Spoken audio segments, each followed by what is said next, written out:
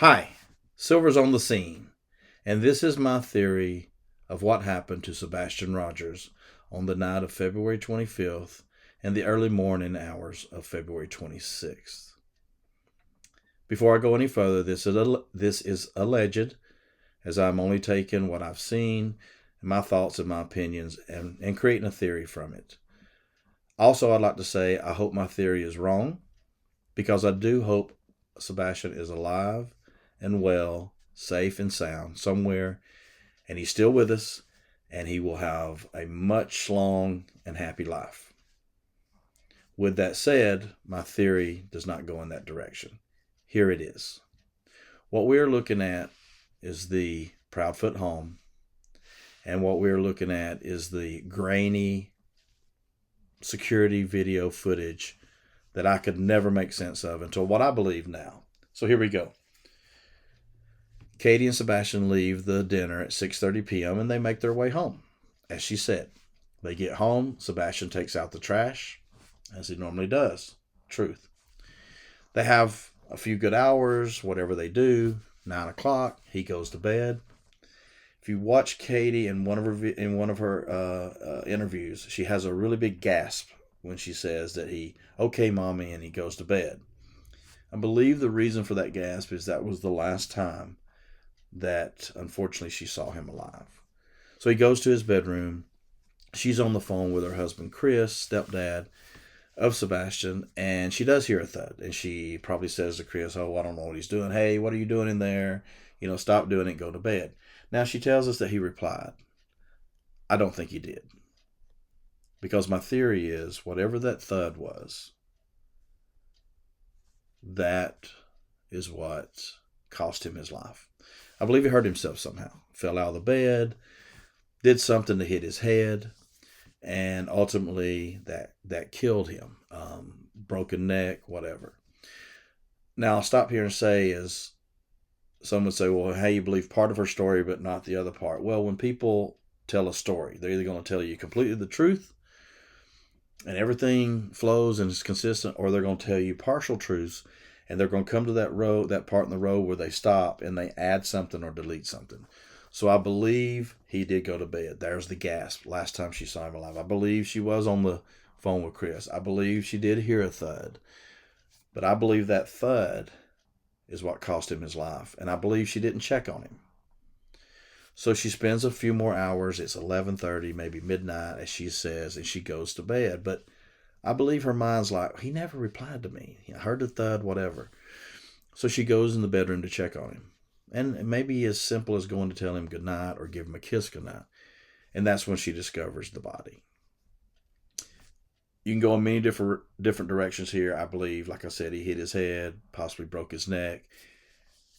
And at this point, it's been a few hours, and unfortunately, it's too late. And it may have been too late when it happened. It could have been a sudden death. But now here is the mother of her 15-year-old child, faced with his starting to be cold, dead body. And what do you do? What do you do, right? So, of course, she calls the one person that she can trust, and it's her comfort, and that is Chris.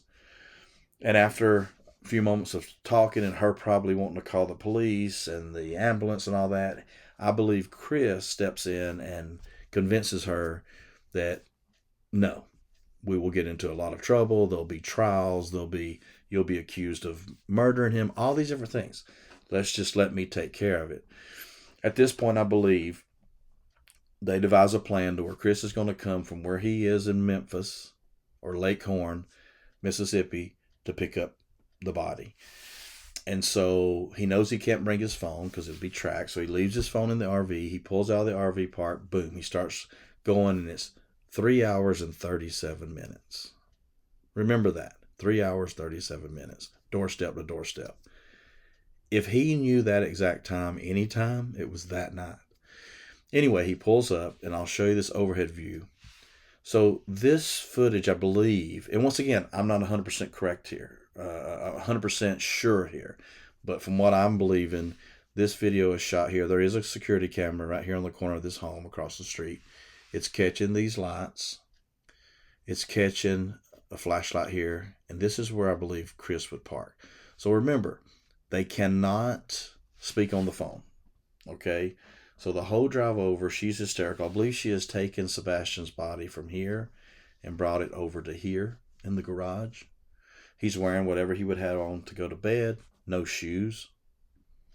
Okay, remember that? And then Chris says, before he left, the last words, I'll flash a flashlight. Watch what, because he pulled up with no lights on his car. And remember, he would be right here under this tree, pulled up. I believe he flashes his light, and then she comes either out of this garage door here to here. And these are I don't know if I mentioned, these are the lights above the garage that are always on. And then she's here with her light. She flashes it once or twice to let him know she's coming. And one of two things. Either she carries Sebastian to him,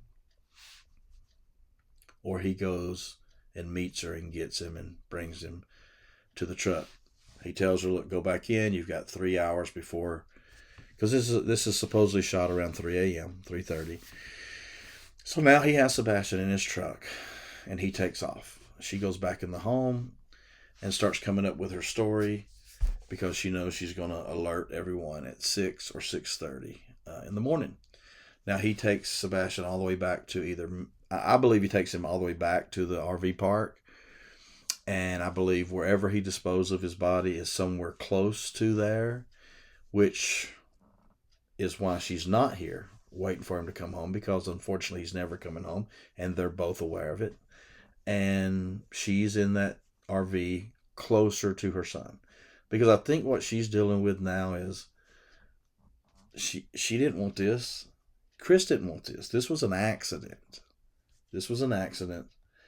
And they, in my opinion, did not do correct by Sebastian or anyone by covering it up.